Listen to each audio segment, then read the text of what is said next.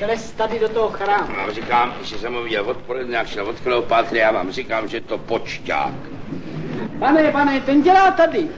To je buď ministrant nebo kostelník, který víc být nemůže, ale dělá tady. Ale lepší já mě říká, že je to počťák. Jaký zájem by mohl mít počťák na tom, aby nás házel lvu na pospas? Vidí balík, tak ho expeduje, to je jasná. No prosím. Ať je to pošťák nebo ministrant, přijde sem a bude byt. Já bych byl radši, kdyby to byl počťák. Proč? Kdyby to byl počťák, tak by se byli na počtě a na počtě, když straší, tak nejvejš přednosta. Podívejte se, udělejte si pohodlí jako já, je to tady docela útulný takhle. No, hezký to má, je? Ale šero. A průvan. Šero? No, šero tu je. Ale konečně, ať je trošku šero, jen když je veselo. A když je veselo, to může být šero. To může být i průvan, když je veselo. Ono, když je veselo, tak člověk snese i to, že není ve svém prostředí. Ale musí být veselo.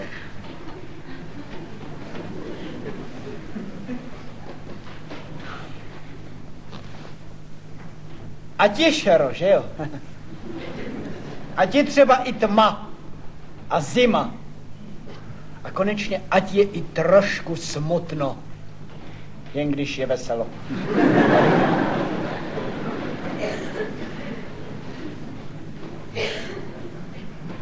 Ono teda tady k popukání není. No, ono tady tedy k popukání taky být nemůže, protože ono, konec konců, ono je to chrám. A to chrám, ve kterým se vraždí. A mají tu holuby, slyšel jste? Ale vy jste říkal něco o vraždění? Je to chrám, ve kterým se vraždí. A čaruje se tady. Tak to s tím čarováním, to si prosím nechte, to... To se vám nehodí, to je mi známo. To dělá prostředí. Prostředí je důležitý činitel. I ve vývoji společnosti. Máte mnohdy prostředí do té míry sugestivní, že se vám třeba zdá, že za váma někdo stojí. Za kým? Za mnou? Jo, třeba. Jak vypadá, velký? Kdo? No, jste povídal, za váma někdo stojí.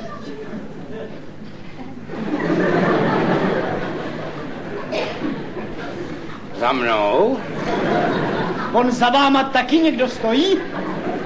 No, tak oni tady stojí dva.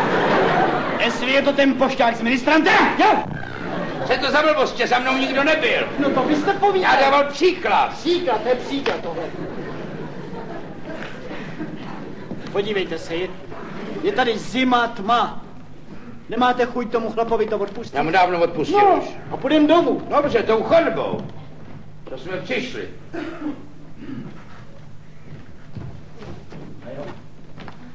Taky tady můžeme čekat do rána. No já mám čas.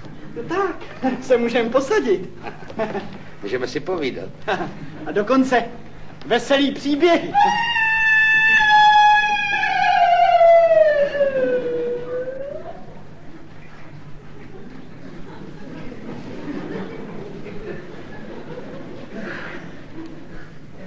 To byl vlk, co? Ve městě vlk. Já věděl, že to neprojde, já to jenom navrhoval.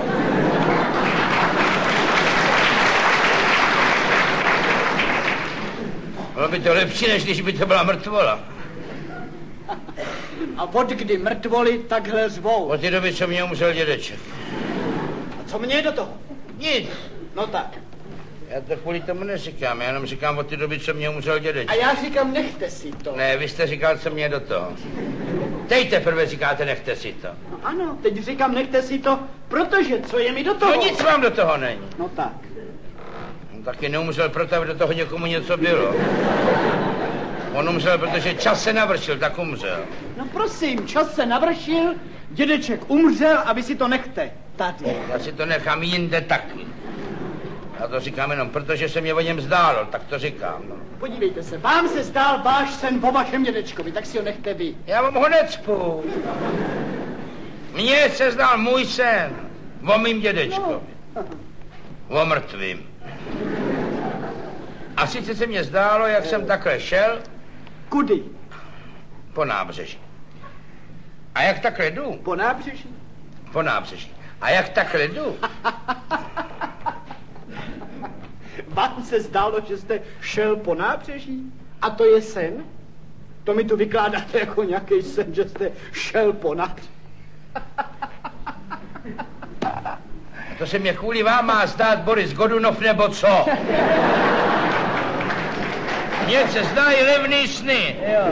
Činoherní vejprava, no. Nábřeží, Klandra, tím to hasne. A pod tím nábřežím byly hroby. No, s troškou dobrý vůle tam ty hroby nemusely být. To je pravda, No to, tak, jo, to no máte tak. pravdu. Ovšem neměli by na čem sedět.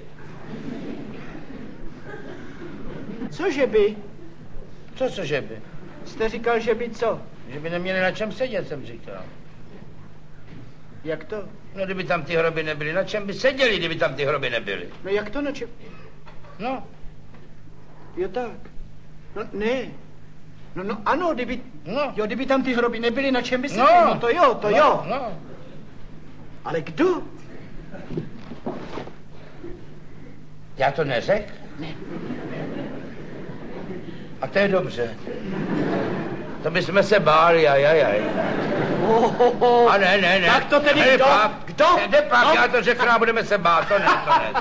Bát? Bát.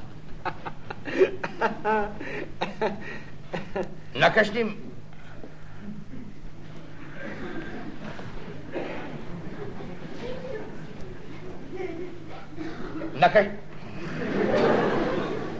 Na každém tom hrobě seděl kostlivec. Kostry...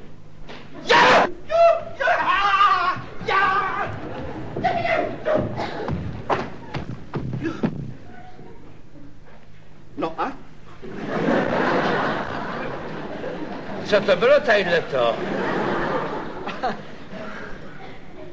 Už jsem se vylekal. Dobrý. To se ještě nalítáte. Protože nad těma hrobama také proti nebi se rýsovala taková obrovská stavba. Taková úžasná stavba. Taková ukrutná stavba. A z ní šla věž, a ještě jedna věž, a ještě jedna věž. A bylo to vošklivý.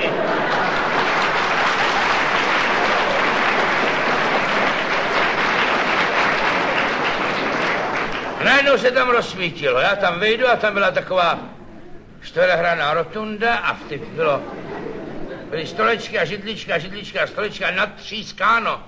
Nabito jeden na druhým, samej kostlivec. No to mě nevadí. Jak je již víc pohromadě, to už se nepojí. Já tam byl jedinej masitej. Jo. Také jsem si sedl. Najednou mám pocit, že za mnou někdo stojí, tak se otočím a za mnou skutečně stál takový dlouhý, štíhlej, vyzáblej kostlivec a přes ten hnát měl servitek.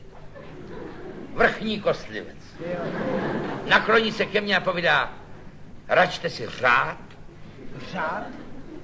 Račte si řád. Jak to, co to je řád? No račte si přát. No jo, přát, ale vy jste... A kostlivec nemůže říct p. Proč? No protože nemá pisky. Proto žádný kostlivec není sprostej. Já povídám, dejte mě černou kávu. On povídá espresso, já povídám espresso. A než jsem to dořekl, ta káva tam byla. Jo. Já se chci napít. A najednou vidím, ta káva není ve skle. Jo. Ta káva není v šálku. Jo. Ta káva je v lepce. Ne. Jo. V lepce. Jenom tady v těch uších byly špuntíčky, aby to neteklo. No já se chci napít. Ucho to nemá. To uhně je první. Jak to takhle točím, tak najednou mě ta lepka povědomá. A on je to můj dědeček. Já povím, no pane Vrchně, já jsem si objednal kávu a vy mě ji nesete v dědečkovi. Ne, že bych se ekloval. Dědeček čistotnej. Nikdy v té hlavě nic neměl, že ano? A co si tak povídáme, tak takhle, od šaté, od rubášny. Ke mně mohutným krokem jde kostlivec bez hlavy. Přímo k mému stolu, popadne tu lepku, nasadí si ji, podívá se na mě a povídá, ho, to jsi ty, Iluto. Filuto. No ne, jste říkal P, že nemůžou. Já jsem říkal, že nemají pisky. No, P. F. No tak. H. A jo, taky. To jsi ty, Iluto. Sundá tu hlavu a podává mi a povídá, tak ej. Ano, jako fumfej. Bumbej. Jo, P taky nemůžu. A nedělejte ze mě flfouna. Nevím, rozumím, co. Já tu lepku vemu a chci mu přibít na zdraví. Jo. A jak tu lepku dávám takhle k ústům, No. tak najednou ta lepka udělala.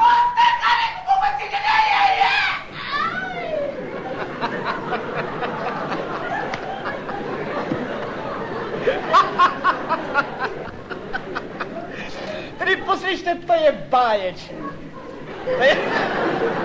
Jo, vám se to líbilo? A co se vám líbilo? No ten konec s tou lepkou. Který? No jak jste chtěl dědečkovi připít na zdraví. Jak už jste tu lepku nesl k ústům a pak jste báječně dělal to. To se vám právě povedlo. To jak ta lepka udělala to.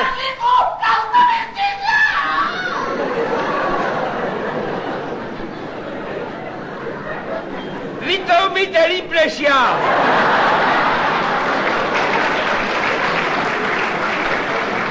Hele, jděte tudy a obklíčíme ho, jo? Já si nenechám kašit anekdot. Haló! A kdyby jsme se minuli, čekám naproti chrámu v té hospodě. Jo.